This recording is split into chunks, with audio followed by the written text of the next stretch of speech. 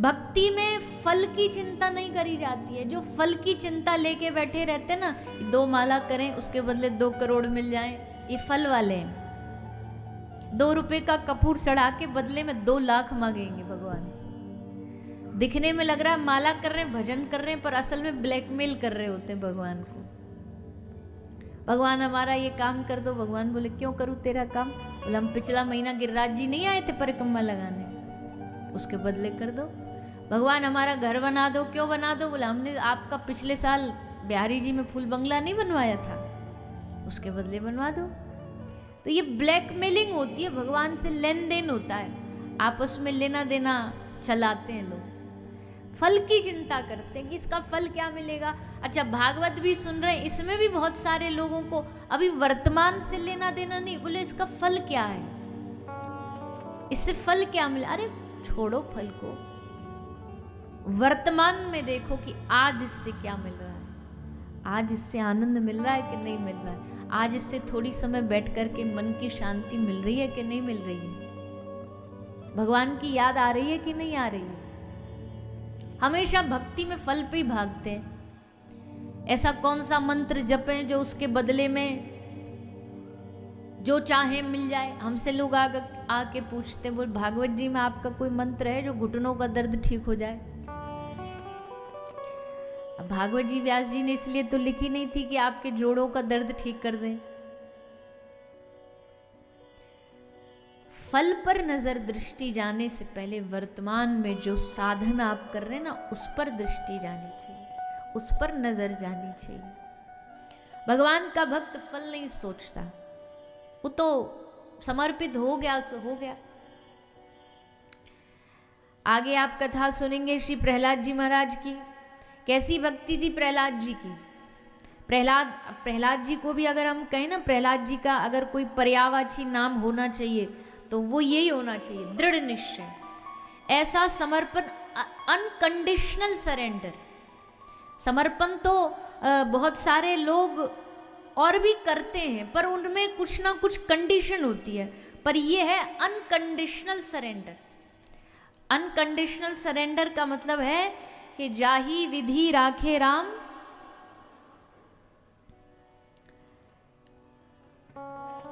जाही विधि राखे राम ताही विधि रही। ये है अनकंडीशनल सरेंडर। बिना किसी आशा के भगवान को समर्पित हो जाना, किसी भी कारण से विश्वास टूटना नहीं।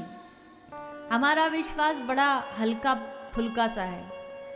माला करते करते माला हाथ से छूट गई ना, इसी में घबरा जाएंगे, क्या हो गया, अपशगुन हो गया, अब क्या करें।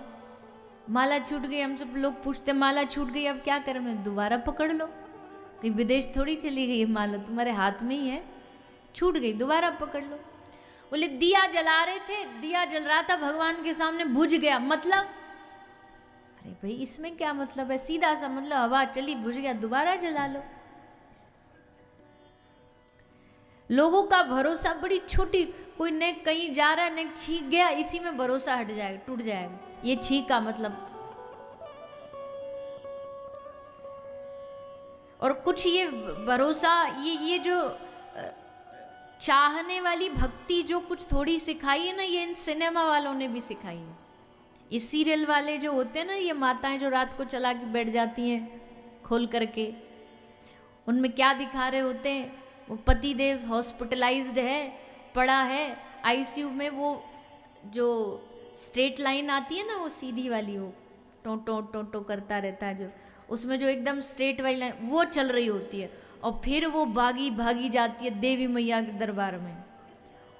और देवी मैया के दरबार में वो हवा चल रही होती है, पत्ते उड़ रहे होते हैं, चुन्नी उड़ रही होती है उसकी, और गिरती गिरती सिंडियों से भागती भागती देवी मैया के घंटियां आपस में बज रही होती हैं सारी, और फिर जाके एकदम धड़ाम से मैया के सामने गिरेगी। सर नीचे गिराया और वहां मैया के ऊपर से एक फूल आके इसके सर पे गिर जाएगा, और जैसे यहाँ इसके सर पे फूल गिरा कि वहां हॉस्पिटल में वो डंडी फिर ऐसे ऐसे ऐसे ऐसे ऐसे ऐसे चालू हो जाएगी। अब यही भक्ति सीखी हमने, हमें लगा ऐसे करने से ही भगवान सब कामों को बनाते हैं, इसलिए चलो हम भी भगवान से जब हम बच्चों को भी यही सिखाते हैं। हम बच्चों को कितनी गलत भक्ति सिखा रहे हैं कि जिस दिन उनका पेपर होता है उस दिन कहते हैं जा आज मंदिर में प्रणाम कराया, आज हनुमान जी को कुछ चढ़ाया।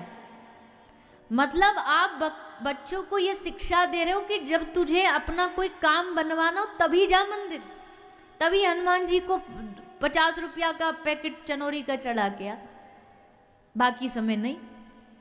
क्या सीखेंगे बच्चे, क्या है भक्ति? ऐसा नहीं होना चाहिए। भक्ति पूर्ण विश्वास के साथ होनी चाहिए।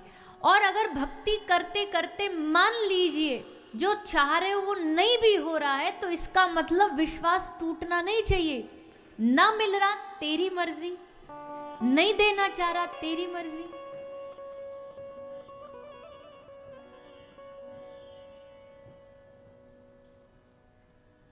भगवान कहते जो समर्पित भक्त मेरे पास होता है ना, एक महाभारत के एक भाष्यकार हुए,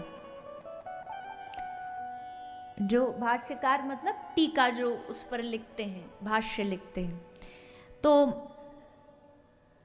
वो दक्षिण भारत में रहते थे। उन्होंने 1,00,000 श्लोक का भाष्य लिखा। फिर गीता के ऊपर भाष्य लिख रहे थे। उस भगवत गीता में एक श्लोक आता है जिसमें भगवान श्री कृष्ण क्या कह रहे हैं। भगवान श्री कृष्ण भगवत गीता में अर्जुन से श्लोक में कहते हैं कि हे अर्जुन, मेरा भक्त जो मेरा भजन करता है, मुझ पर समर्पित होता है, मैं योग क्षेमम वहाम्यहम्। इसका मतलब क्या है? उसके जिंदगी के जितने भी ताप हैं, संताप हैं, दुख हैं, तकलीफें हैं, क्षेम है, परेशानियां हैं, सबको मैं अपने हाथों से उठाता हूं, उनका वहन करता हूं, उस बोझ को मैं उठाता हूं।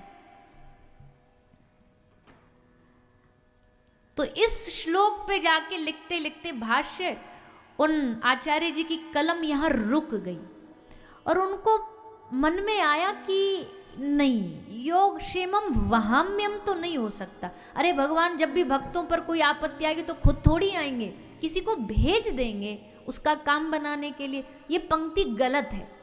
तो उन्होंने कलम ली और इस श्लोक को बदल के क्या लिख दिया, योग क्षेमम ददाम्यहम्। मतलब मैं उस भक्त की किसी के माध्यम से रक्षा करा देता हूं, दे देता हूं, खुद आता हूं रक्षा करने, ऐसा नहीं। ऐसा उन्होंने लिखा और लिख के कलम रख के वो स्नान के लिए नहाने चले। आचार्य जी के घर की परिस्थिति बड़ी बेकार थी, खाने को अन्न का दाना भी नहीं था घर में, इतनी आर्थिक स्थिति खराब थी। तो चले गए स्नान करने। ठाकुर जी ने देखा, अच्छा मेरी वचन मेरी वाणी पे कलम चला रहा है। मैं कह रहा हूं योग क्षेमम वाम्यम, उसको काट के लिखता योग क्षेमम ददाम्यहम्। मतलब हमारी वाणी बेकार है, हमारी वाणी पे कलम चलाता है। तो ये तो गए थे स्नान करने के लिए। पीछे से ठाकुर जी एक छोटे से बालक बन के बाल स्वरूप में इनके घर आ गए, आचार्य पाद के। इनकी पत्नी घर पर थी, आकर के बोले कि मैं आपके पतिदेव का शिष्य हूँ, चेला हूँ। तुमको तो देखा नहीं, बहुत पहले पढ़ा हूँ उनसे। आज गुरु दक्षिणा देने आया हूँ। और गुरु दक्षिणा में क्या देने आया हूँ? अन्न धन जितना दे सकते थे भगवान ने सब दे दिया, सब दे दिया। अब वो माता ने, जो आचार्य पत्नी थी, उन्होंने देखा कि ठाकुर जी के शरीर पे कुछ बालक के शरीर पे कुछ लाल लाल निशान से हो रहे थे। पूछा बालक से, बच्चा तुझे कैसे लग गई? बोल पूछो मत, गुरुजी ने मारा हमको, हमारे गुरुजी ने हमको मारा। अब वो निशान जानते हो कैसे बने? भगवान की वाणी पे कलम चलाई ना। भगवत गीता की वाणी साक्षात भगवान है, भागवत की वाणी साक्षात भगवान है, शब्द नहीं है ये, शब्द ब्रह्म है। इसलिए वहां वो शब्द काटा आचार्य जी ने और वहां पर ठाकुर जी के शरीर पर चोट आ गई। आचार्य पत्नी बोली, अच्छा इतना प्यारा बालक और इसको मारा, आने दो आचार्य जी को, मैं बताती। ठाकुर जी बोले, अब बढ़िया है, हमारा काम भी बन गया, अब इनकी क्लास भी लगेगी। हम तो बता नहीं सकते पर हमारी गुरु माता अब क्लास लगाएगी। तो आचार्य पाद आए, आचार्य पाद ने पूछा ये सब कहाँ से? बोले एक छोटा सा बालक आया था और हमने सुना तुमने मारा उसको, हमने देखा उसके शरीर पर निशान आ रहे थे। और जैसे आचार्य जी ने ये सुना तो समझ गए कि ये ठाकुर जी मुझे बताने आए हैं कि बावरे योग क्षेमम ददाम्य हम नहीं, जब भक्त को कृपा करनी होती है मैं खुद चल के आता हूँ, भाग के आए, फिर कलम निकाली और उस ददाम्य को काट के लिखा योग क्षेमम वहाम्य हूँ। मैं अपने भक्त की सब दुख तकलीफ खुद उठाता हूँ, खुद वहन करता हूँ। अब बताओ भगवान श्री कृष्ण को क्या जरूरत आन पड़ी थी अर्जुन का ड्राइवर बनने की? मान लो तुम्हारा कोई मित्र दोस्त है, कोई युद्ध लड़ने जा रहा है, तो क्या आप उसके रथ हाँकने जाओगे? थोड़ी बहुत जो मदद बन जाएगी भैया हम कर देंगे तुम्हारी, 2-4 लोग भेज देंगे तुम्हारे लिए, पर हम वहां बंध जाएं तुम्हारे नौकर बन के, ऐसा थोड़ी होता। ठाकुर जी ऐसा कोई काम नहीं है जो भगवान ने नहीं किया हो। भगवान ड्राइवर बने भक्तों के, भगवान बॉडीगार्ड बने भक्तों के। आज आप कथा सुनोगे, बलि के अंगरक्षक बने भगवान। नामदेव जी के यहाँ पर भगवान ने कई वर्ष जाकर के पानी नौकर का कार्य किया, काम किया। तो भैया ऐसे प्रभु जो हैं ये सचमुच योग क्षेम का वहन करते हैं, पर किसके लिए? सबके लिए नहीं। हमने एक दिन कहा था ना, कल परसों, हाँ, जब महाभारत की कथा हुई थी, महाभारत की कथा में क्या बोला था आपको? लोग कहते हैं भगवान भेदभाव नहीं करते, हम कह रहे हैं नहीं, भगवान खूब भेदभाव करते हैं भक्तों के लिए। और सबके लिए तो जो बेसिक चीज है ना वो तो दे देंगे, हवा जल वायु अग्नि, ये सब के लिए बराबर है। पर जब प्रेम प्रदान करने की बात आएगी, जब पीछे पीछे चलने की बात आएगी, तब भगवान अपने भक्तों के पीछे चलेंगे। ऐसे भक्त वत्सल भगवान भक्ति से ही मिलते हैं भैया, और कोई शॉर्टकट नहीं है। दुनिया में आपको लोग शॉर्टकट बताएंगे पर बुरा नहीं मानिएगा। हमारा कोई बुरा माने तो भैया अब माने तो माने, हम क्या कर सकते हैं। पर कोई तुमसे कह रहा हो कि नहीं इस हाथ की जगह ये सफेद वाली अंगूठी की जगह लाल पहन ले, तुझे इससे भक्ति मिल जाएगी, भगवान मिल जाएंगे, ना। ये गंडा ताबीज बांध ले तुझे इससे भगवान, ना। भगवान गंडा ताबीजों से नहीं मिलते हैं। भगवान की भक्ति किसी कपड़ा वस्त्र आभूषण सामान से नहीं मिलती है। अरे भगवान तो भगवान के होने से मिलते हैं। भगवान भगवान के सामने बैठ के रोने से मिलते हैं। भगवान भगवान को पुकारने से मिलते हैं। बोले ये तो कलयुग चल रहा है, इस कलयुग में भगवान थोड़ी ना मिल जाते हैं। बोले क्यों नहीं मिलते? मीराबाई कौन से युग की थी? बोलिए ना, थोड़ा तो सहायता करा करो बीच में। कौन से युग की थी मीराबाई? कलयुग की थी ना। तो कलयुग में भगवान नहीं मिलते? ज्ञानदेव जी, चतुर्भुज दास जी, कुंभन दास जी, सूरदास जी, तुलसीदास जी, धनुर्दास जी, नरसिंह मेहता जी। नरसिंह मेहता को कलयुग में एक तो होता आभास, एक होता सामने आके लीला करना। उनकी कथा में, उनकी लीला में गिनती करी गई 52 बार भगवान आए उनको दर्शन देने। 1, 2, 5, 10 बार नहीं, 52 बार।